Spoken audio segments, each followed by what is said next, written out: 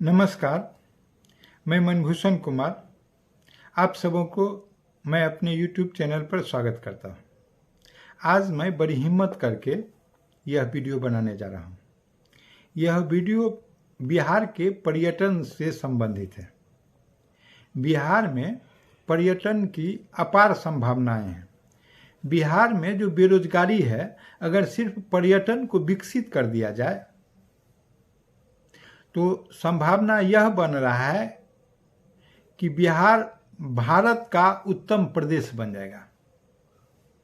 एक मात्र पर्यटन विकसित करने से बिहार में तो अनेक प्रकार की संभावना है, हर क्षेत्र में संभावना ही संभावना है। लेकिन यहाँ की जो राजनीतिक सोच है, जातीय आधार पर मानमर्दन किया जाता है,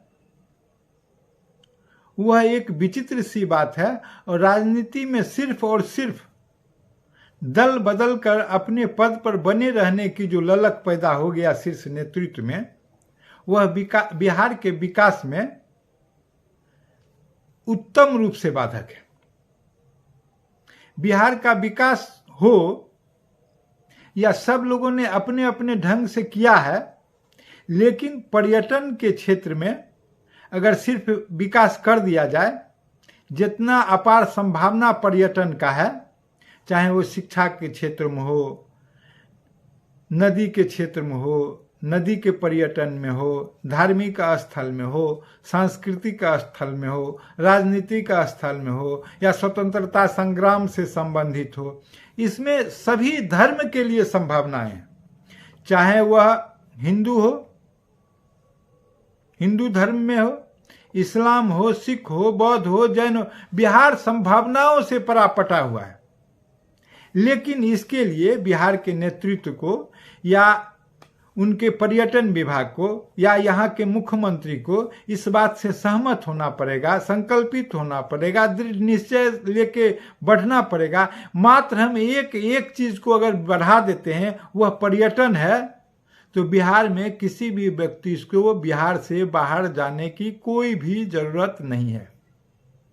यह जो रेल भर के लोग जाते हैं, कई बार अब फ्लाइट से भी जा रहे हैं, कई बार टिकट नहीं मिलने पर बस से भी लोग जा रहे हैं, कई बार ट्रेन में टुकड़ा टुकड़ा से जा रहे हैं, तो वो समस्त चीज का एक निदान है कि बिहार में पर्यटन को बढ़ावा दिया जाए। और पर्यटन को अगर विकसित कर दिया जाएगा, पर्यटन को एक स्तरीय जगह पर ले आया जाएगा, पर्यटन का स्तर अगर उच्च कोटि का हो जाएगा, तो फिर बिहार से बेरोजगारी समाप्त हो जाएगी और बिहार से जो बेरोजगार है उसको बाहर जाने की आवश्यकता कदापि नहीं होगी।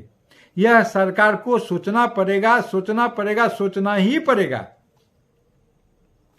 इसलिए बड़े कठिनाई के बाद हम एक संक्षिप्त वीडियो बना रहे हैं, जिसमें हम सभी चीज को समेट नहीं सकते हैं, लेकिन कुछ चीज को हम उदाहरण के लिए इस वीडियो के माध्यम से प्रस्तुत करना चाहेंगे कि ये सब जगह है, ये सब स्पॉट है जिसको आप अच्छे ढंग से विकसित कर सकते हैं। इसको कई प्रकार के कॉरिडोर से कनेक्ट कर सकते हैं। राम का जो सर्किट है उससे आप जोड़ सकते हैं। अब उसके लिए हम देखें कि क्या क्या है। हम त्रेता युग में चले जाएं तो त्रेता युग की कहानी यह है कि हम लोग की जो सीतामढ़ी है, वो इसलिए सीतामढ़ी नाम पड़ा कि जगत जननी मां सीता का जन्म स्थान सीतामढ़ी पुनौरा है। दंत कथा में कहा जाता है कि जब राजा जनक हल चला रहे थे तो मां सीता की उत्पत्ति पुनौरा स्थित ही खेत में हुआ था, जहां हल जाके रुक जाता है और वहां जो है सो मां सीता एक बर्तन में उत्पन्न होती है और राजा जनक धन्य होते हैं। और वह जो हल चलाते हैं राजा जनक, वो इसलिए चलाते हैं कि बहुत से सुखाड़ पड़े हुए थे मिथिला में, तो उसको किस प्रकार से मिटाया जा सकता है। तो संत ने कहा कि आप जाके यह कार्य करें। तो संत की वाणी हल चलाने की और उसके माध्यम से उत्पन्न हुई जगत जननी मां सीता। इसलिए यह साधारण घटना नहीं है। जब अयोध्या में राम मंदिर बन सकता है, उत्तर प्रदेश इससे गौरवान्वित हो सकता है, तो सूबे बिहार में क्यों नहीं सीतामढ़ी में एक सुंदर सा जगत जननी मां सीता का भव्य दिव्य मंदिर स्थापित हो सकता है, और उससे बिहारवासी अपने को क्यों नहीं गौरवान्वित और प्रफुल्लित कर सकते हैं। और सरकार तो कुछ पैसा बिहार सरकार दी भी है, लेकिन केंद्र सरकार जिस कदर अयोध्या के लिए अपना ध्यान लगाती है, अर्थ देती है, बार बार आती है, सीता माता के लिए क्यों नहीं? यह यक्ष प्रश्न है, इन सबों का जवाब देना पड़ेगा। और इस प्रकार अगर एक सिर्फ राम कॉरिडोर से सीता जगत जननी माता के वो मंदिर बना के जोड़ दिया जाए तो ये अपार संभावनाएं हैं। फिर दूसरा जगह देखें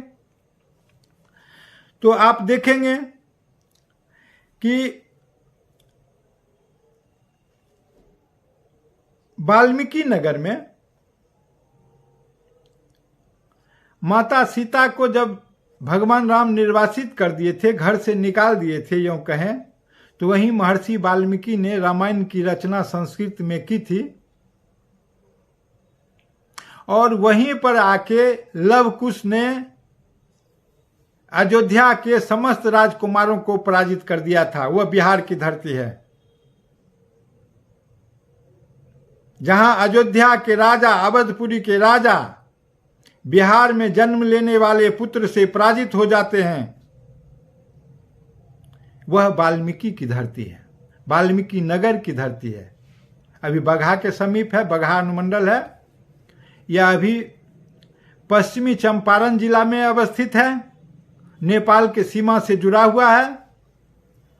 इसको भी डेवलप करने की जरूरत है, और ये बहुत उत्तम भ्रमण के लिए जगह है, जंगल है, पहाड़ है, नदी है, सब कुछ से संपन्न है। अब उसी में तीसरा देखें, बक्सर। त्रेता युग की कहानी है, भगवान राम से जुड़ा हुआ है। तारिका का जो वध हुआ था वह स्थान था बक्सर, और राम लक्ष्मण भरत शत्रुघ्न जो शिक्षा पाए थे वह जगह भी है बक्सर। तारिका सुकोती राक्षसी की पुत्री थी, जिसका विवाह सुर के नामक राक्षस से हुआ था। उसके दो पुत्र सुबाहु और मारीच के साथ रहती थी। विश्वामित्र राजा दशरथ के अनुरोध कर राम और लक्ष्मण को सुंदर वन लाए, और राम ने तारिका और विश्वामित्र ने यज्ञ पूर्णाहुति के दिन सुबाहु का वध किया था। यह वह धरती है जो त्रेता युग से जुड़ा हुआ है, और यह वेदगर्भ के नाम से भी जाना जाता है। बक्सर बाद में पड़ा, इसका नाम पुराना वेदगर्भ था। और राम ने यहां एक शिवलिंग स्थापित किया था। यह धरती थी बक्सर, और बाद में 1764 में यहां बक्सर की लड़ाई हुई, और इस लड़ाई में अंग्रेज अपना सत्ता स्थापित कर लिया। फिर बक्सर में नौलखा मंदिर है, सीताराम संग्रहालय है, बिहारी जी का मंदिर है, कतकौली का मैदान है, अहिरौली में माता अहिल्या का मंदिर है, और यहाँ महाराजा छत्र सिंह और महाराजा रुद्र सिंह के शासनकाल में 1662 में और 1682 में यह मंदिर बनाया गया था।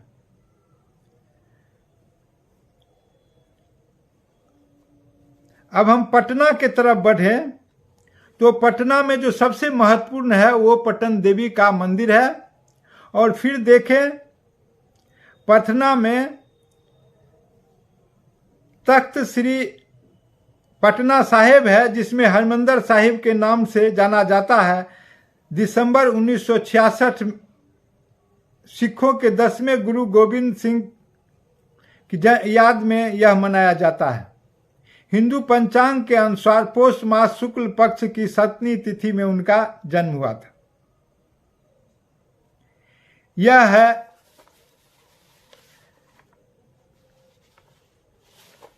ये यहाँ आप देखेंगे तो यह सिखों के बहुत बड़े गुरु रहे हैं और इसके लिए यहाँ बहुत बड़ा कार्यक्रम अक्सर होते रहता है और दूर दूर से पूरे भारत से बल्कि बाहर से लोग यहाँ आते हैं। ये सिख के 10वें गुरु थे। इस प्रकार से और यह रही पटना। अब देखिए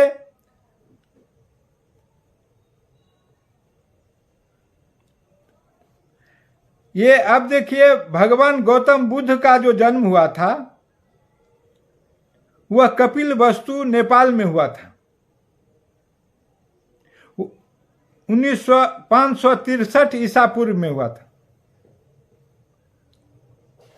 और बोध गया में ज्ञान प्राप्त की थी। सारनाथ उत्तर प्रदेश में प्रथम उपदेश दिया था। उनका महानिर्वाण 484 ईसा पूर्व हुआ था कुशीनगर में,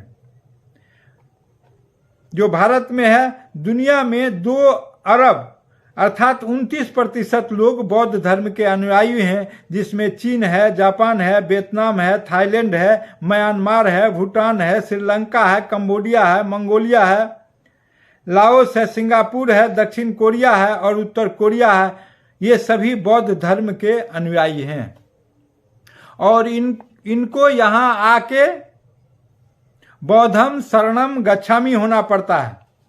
यह बौद्ध के लिए यह प्रमुख तीर्थ स्थल है।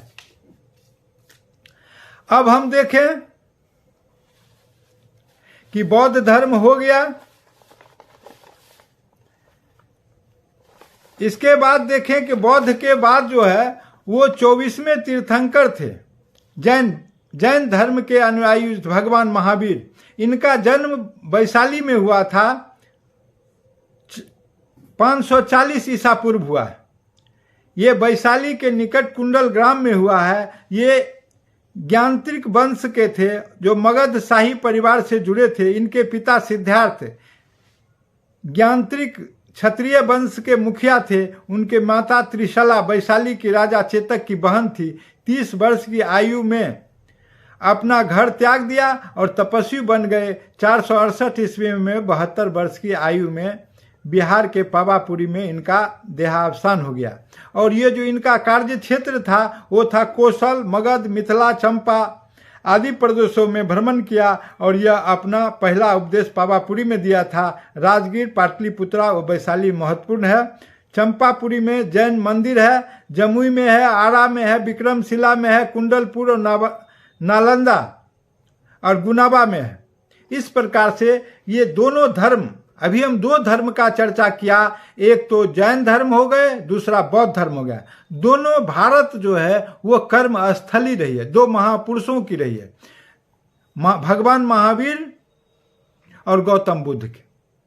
इस प्रकार इसको अगर बिहार में विकसित कर दिया जाएगा तो पूरे दुनिया से लोग यहाँ आएंगे। और वैशाली लिच्छवी गणराज्य की राजधानी भी रही है। यह साधारण घटना नहीं है। अभी भी वहां जाएंगे तो अशोक स्तूप वगैरह बिल्कुल बिखरा पड़ा हुआ है, वह पुराना खंडहर है। यहीं से लोग कहते हैं कि प्रजातंत्र उपजा था। प्रजातंत्र की जननी वही वैशाली है जहां लिच्छवी साम्राज्य था। इसलिए इसको अगर बढ़ाया जाए तो बहुत ही उत्तम होगा। अब हम ईसाई धर्म को भी थोड़ा देख लें। ईसाई धर्म में मोकामा में मरियम तीर्थ स्थल है जो 3 फरवरी को मनाया जाता है। यह ईसाई समुदाय के लिए प्रसिद्ध स्थल है। ईसाई इसे तीर्थस्थल घोषित करने की मांग करते हैं। आरा का होली सेवियर चर्च भी ऐतिहासिक रूप से महत्व रखता है। अब बेतिया में 17वीं शताब्दी में राजा धुरुपनी सिंह ने के द्वारा जोसेफ मैरी बर्नी के देख रेख में यह फला फूला, वह भी चर्च बहुत महत्वपूर्ण है। आप देखिए, हम इस्लाम के संदर्भ में आ जाएं तो मनेर शरीफ सूफी संत मखदूम दौलत 1608 ईस्वी में अंतिम सांस ली थी। फुलवारी शरीफ में 13वीं शताब्दी में इस्लाम धर्म का प्रमुख केंद्र स्थापित हुआ, जो हजरत मखदूम शाह द्वारा स्थापित खनकाह है। यह मुस्लिमों की और पैगंबरों की स्मृति में शरीफ रबीउल अव्वल में मनाया जाता है। यहाँ खनकाह मुजीबिया, शीश महल, शाही सांगी मस्जिद, इमारत शरीयत की तीव्रता और भारत में सूफी संस्कृति का जन्म और विकास के साथ जुड़ा हुआ यह स्थान है। मुगल सम्राट हुमायूं ने भी लाल बलुआ पत्थर से निर्मित मस्जिद यहाँ बनवाया था। इस प्रकार से देखेंगे तो यह स्थल भी बड़ी उत्तम है। और आगे हम देखें कि जब हम धीरे धीरे बढ़ रहे हैं तो देख रहे हैं कि भागलपुर के तरफ हम चलें। ये अथर्ववेद में चर्चा है अंग प्रदेश का। कर्ण की राजधानी अंग प्रदेश रहा है और अंग प्रदेश भागलपुर को में था। वह अंग प्रदेश में जो जगह है वह चंपा है, भद्राया है या भदरिया है और पुर है और आसन शामिल है। ये सब चीज इसमें शामिल है। और जिसके अनुसार यहाँ शासक अंग प्रदेश था। यह प्रदेश देखने में बहुत सुंदर था। चूंकि यहाँ के शासक का अंग सुंदर होता था इसलिए इस प्रदेश का नाम अंग प्रदेश पड़ा और इसकी राजधानी चंपानगर भागलपुर के निकट पड़ी। प्राचीन काल में 3 प्रमुख विश्वविद्यालय भी आप यहाँ देख सकते हैं। वह है नालंदा का विश्वविद्यालय जो अति महत्वपूर्ण है, जिसके संदर्भ में बहुत सा काम भी हुआ है, और विक्रमशिला विश्वविद्यालय है और उदंतपुरी विश्वविद्यालय भागलपुर में भी है। ये सभी चीज उत्तम कोटि के पर्यटन स्थल के रूप में विकसित किया जा सकता है। और आगे देखें तो समुद्र मंथन में प्रयुक्त मथान अर्थात मंदराचल तथा मथानी में लपेटने के लिए जो रस्सा प्रयोग किया गया था वह दोनों यहाँ मौजूद है। इसे मंदार पर्वत भी कहते हैं। पवित्र गंगा नदी को जाह्नवी के नाम से भी जाना जाता है। जिस स्थान पर गंगा को यह नाम दिया गया उसे अजगैवी स्थान कहा जाता है जो सुल्तानपुर भागलपुर में है। आप देखें कि अभी हम लोग देख रहे थे, अगर दरभंगा की तरफ हम चलें तो वहां अहिल्या स्थान है।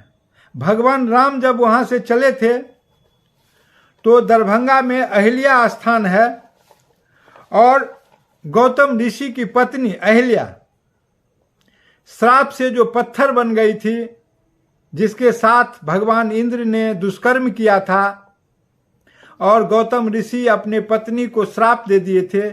परिणाम यह हुआ कि भगवान राम जब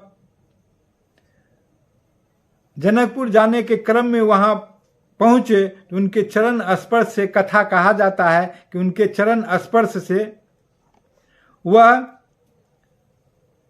पुनः जीवित हो गई और वह मानव रूप में आ गई। तो यह स्थान भी बड़ी उत्तम है। इसके लिए भी आप वहां जाके देखें, इसको विकसित किया जा सकता है। अहिल्या स्थान के नाम से यह परिचित है और वो अहिल्या ग्राम में ही है। इस प्रकार से आप उसको भी देख सकते हैं। बहुत उत्तम कोटि का है। और विद्यापति 1352 ईस्वी में जन्म लिए थे, जिसके अधीन भगवान शंकर भी उगना के रूप में काम किया करते थे। उगना विद्यापति के नौकर थे और कहा जाता है भगवान शंकर उनके सेवा से प्रसन्न होकर विद्यापति के नौकर बन गए। और उसमें शर्त यह था कि जिस दिन उनको यह बात पता चल जाएगा विद्यापति को कि यह उगना नहीं है, उस दिन वो विलुप्त हो जाएंगे, और वही हुआ। इसलिए यह स्थान भी बड़ा उत्तम है। अब हम मगध की ओर चलें। सर्वप्रथम उल्लेख अथर्ववेद में मगध का मिलता है। बुद्ध काली समय से एक शक्तिशाली राज्य था। मगध महाजनपद की सीमा उत्तर में गंगा से, दक्षिण में विंध्य पर्वत से और पूर्व में चंपा से, पश्चिम में सोन नदी से तक फैला था। मगध की राजधानी गिरिब्रज राजगृह थी। ये इस प्रकार से मगध को भी हम उत्तम कोटि से बना सकते हैं। यह मगध प्रदेश भी बड़ा महत्व का प्रदेश रहा है। और अब हम बेगूसराय की तरफ चलें तो बेगूसराय में जयमंगला मंदिर है और यह जो मंदिर है यह पाल साम्राज्य काल से जुड़ा हुआ है। बगल में कांवर झील है जहां 106 प्रजाति के साइबेरियाई पक्षी रसा से आते हैं। इसे पक्षी बिहार के रूप में भी लोग जानते हैं। इसलिए इसको भी अगर विकसित किया जाए तो भारत के स्तर पर इतना सुंदर झील नहीं मिलेगा। यहाँ यह बहुत बड़ा उत्तम कोटि का झील है। इसके बाद 17वीं शताब्दी में नौलखा मंदिर बना। 6ठी शताब्दी में निर्मित आजाद शत्रु का किला है, और जिसे आजाद शत्रु ने बनवाया था। इस प्रकार से और देखेंगे कि गांधी जी भी जब चंपारण आए थे 1917 में जो आंदोलन आरंभ किया था गांधी जी, तो चंपारण से किया था। तो इस प्रकार से गांधी जी जो आंदोलन आरंभ किए थे तो वो 1917 से किए थे, और 1917 में यहाँ बिहार आकर उन्होंने एक प्रकार से जो क्रांति छेड़ी थी, जिससे अंग्रेज के अधिकारी भय खा गए थे और नील के खेती के लिए उन्होंने बगावत कर दिया था, सत्याग्रह कर दिया था, और इस प्रकार से गिरफ्तारी हुई उनकी। लेकिन जब उनको कलेक्टर के पास पेश किया गया तो कलेक्टर का हिम्मत नहीं हुआ कि उनको गिरफ्तार कर लिया है। इस प्रकार से गांधी फिर छोड़ दिए गए। तो राजनीति का पहला पड़ाव गांधी ने बिहार से आरंभ किया था, वह जगह था चंपारण। इसलिए यह क्षेत्र भी बड़ा महत्व का है। फिर दूसरे तरफ देखें, महाभारत काल में कौरव और पांडवों को शिक्षा देने के लिए गुरु द्रोण परशुराम के शिष्य बिहार के सीवान जिले दोन गांव में रहते थे। आचार्य गुरु द्रोण का गुरुकुल दोन गांव में ही था। वर्तमान में उनका मंदिर भी मौजूद है। यह वर्तमान में सीवान जिले में, बिहार के सीवान जिले में अवस्थित है। वह है गुरु द्रोण का गांव। अब हम समस्तीपुर जिले की तरफ चलें तो दलसिंह सराय अनुमंडल के पगड़ा पंचायत स्थित पांडव स्थान में महाभारत कालीन से जुड़े हुए हैं। और इस प्रकार से देखेंगे 8वीं बार हुए पुरातात्विक उत्खनन से पाषाण काल के सभ्यता से जुड़े होने का भी यहाँ प्रमाण मिला है। यह संपूर्ण क्षेत्र 3 सांस्कृतिक चरणों में विभाजित है, जैसे कि 2000 ईसा पूर्व ताम्र पाषाण काल, 300 ईसा पूर्व उत्तरी काले पालिशदार मृद भांड, और 100 ईसा पूर्व कुषाण काल से। इस प्रकार से हम देखें तो यह महाभारत काल से लेके अलग अलग ताम्र काल, कुषाण काल, मृदान काल, ये सभी से जुड़ा हुआ है। अब देखिए मुजफ्फरपुर भी जो है वह किसी से कम नहीं है। वह लिच्छवी गणराज्य जिसकी चर्चा अभी हम कर रहे थे, मुजफ्फरपुर के वैशाली नगर निवास करती है, जिसका राज्य मगध, नेपाल और कौशल में था। ये लिच्छवी गणराज्य साधारण नहीं थे, यहीं से प्रजातंत्र का आरंभ किया गया था। बड़े बड़े दिग्गज, बड़े बड़े महारथी लालायित रहते थे कि इस पर हम शासन करें, और इसके लिए आपाधापी भी मस्ती रहती थी। और फिर हम मुंगेर की तरफ चलें तो मुंगेर का किला है, और फिर बंगाल के अंतिम नवाब मीर कासिम की राजधानी थी। मुंगेर का किला मीर कासिम ने गंगा किनारे बनवाया था। मुंगेर में मां चंडी का स्थान है, जिसे श्मशान चंडी के नाम से भी जाना जाता है। 52 शक्तिपीठ में एक पीठ है जो शंकर भगवान अपनी पत्नी को लेके जा रहे थे तो यहाँ आंख गिर गया था। तो इस प्रकार से यह भी चंडी स्थान है। और यहाँ इसलिए भी यह प्रसिद्ध है कि इस चंडी स्थान पर जो कर्ण थे वो नहा सुना के और फिर यहाँ सूर्य की उपासना करके और वो दान किया करते थे, वह यही स्थान है। इसलिए महत्वपूर्ण स्थान यह है। राजा कर्ण जो सूर्य के उपासना के पश्चात 1.25 क्विंटल सोना दान किया करते थे, और जो भी लोग याचक आ जाते थे उनको खाली हाथ नहीं जाने देते थे, वह यही स्थान है। सीता कुंड, यहीं पर सीता जी जब अग्नि की परीक्षा दिए थे तो फिर यहीं पर स्नान किए। अग्नि परीक्षा के बाद यहीं पर सीता जी कहा जाता है कि अग्नि परीक्षा दिए थे, वह भी स्थान सीता कुंड है। और उसके बाद उस कुंड में सीता स्नान किए थे। जिस कुंड में स्नान किया था वह वही स्थान है जिसका पानी कभी कभी 138 डिग्री फ़ारेनहाइट तक गर्म हो जाता है। और खड़गपुर में ऋषि कुंड है, यह ऋषि के क्षेत्र के नाम पर रखा गया है। यहाँ मलेमास का मेला लगता है यहाँ पर।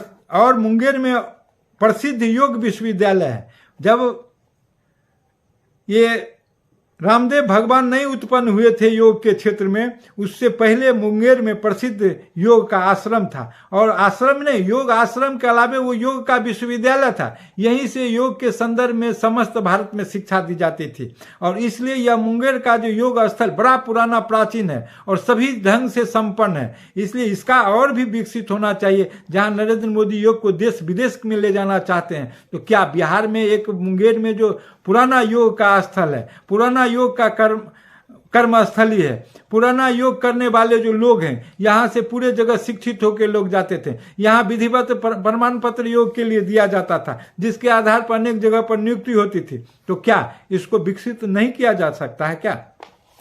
इस प्रकार से आप देखेंगे तो यह बहुत ही उत्तम जगह है। मुंगेर भी बड़ा ही नामी गामी जगह रहा है। और उतना ही नहीं, अगर दूसरे ढंग से देखें तो यहाँ बंदूक भी जो है सो बनाने के लिए फैक्ट्री वगैरह बहुत है। यहाँ सिगरेट का कारखाना भी बहुत है। इस प्रकार से देखेंगे तो बहुत चीज़ बिखरा पड़ा हुआ है। और गया का अगर देखें तो गया में देखिए कि अभी हम बोले वो विष्णुपद का भी मंदिर जो छूट गया वह भी है, जहाँ विष्णु के पांव का निशान है। फल्गु नदी के तट पर पिंडदान होता है, जिसमें मृत व्यक्ति को वैकुंठ की प्राप्ति होती है। यह भी और भी उत्तम जगह है। 1787 में होलकर वंश की महारानी अहिल्या विष्णुपद के मंदिर का पुनर्निर्माण करवाई थी। गया से 20 किलोमीटर की दूरी पर बेलागंज से 10 किलोमीटर पूर्व स्थित बानासुर के द्वारा बनवाया गया मंदिर है, जिसे सम्राट अशोक ने में मरम्मत कराया था। नीचे सतघरवा गुफा भी है और सूर्य मंदिर है विष्णुपद से 20 किलोमीटर की दूरी पर। अगर बिहार को हम इस प्रकार देखें तो पर्यटकों का एक खजाना सा है, जिसको सिर्फ संरक्षित करने की जरूरत है, जिसको सिर्फ थोड़ा सा सुविधा देने की जरूरत है, जिसको सिर्फ थोड़ा सा विकसित करने की जरूरत है, सिर्फ सरकार को थोड़ा सा ध्यान देने की जरूरत है और जनता को जागरूक करने की जरूरत है। अगर यह काम हो पाया, अगर यह काम हो पाया, चाहे उसमें भारत सरकार ही क्यों नहीं हो, कोई भी तो पहल करे। बिहार के उत्थान के लिए कोई भी तो थोड़ा सा पहल कर दे। भले कि सांसद जीत जाए, विधायक जीत जाए, सबों के क्षेत्र में सब कुछ पड़ा हुआ है, लेकिन सब अपने पद सांसदी बचाने, मंत्री पद पर बने रहने के लिए जिंदा रहते हैं। बिहार वासियों के लिए कुछ भी करने के लिए ये लोग जिंदा नहीं रहना चाहते हैं। अगर इन लोगों को थोड़ा भी जनता के प्रति ममता हो, थोड़ा भी जनता से लगाओ, सभी लोग एक सूत्र में, एक मुश्त में, एक हस्ताक्षर से यह निर्णय लें और भारत सरकार तक पहुंचावे, बिहार सरकार तक पहुंचावे कि अब की बार पर्यटन का विकास का सरकार। जो लोग पर्यटन का विकास करेंगे, जो लोग पर्यटन के विकास के माध्यम से बिहार को समृद्ध करेंगे, उसकी सरकार बनेगी। अगर यह संकल्प जनता ले ले और जनता यह संकल्प लेकर सरकार तक पहुंचाने में सफल हो जाए और वह आधे अधूरा मन से भी धरती पर उतर जाए, तो संभव है कि बिहार का बेरोजगारी जड़ मूल से समाप्त हो जाएगा। और यह वीडियो अगर आपको पसंद आया हो तो सब्सक्राइब करें और बेल आइकन दबाने का काम करें।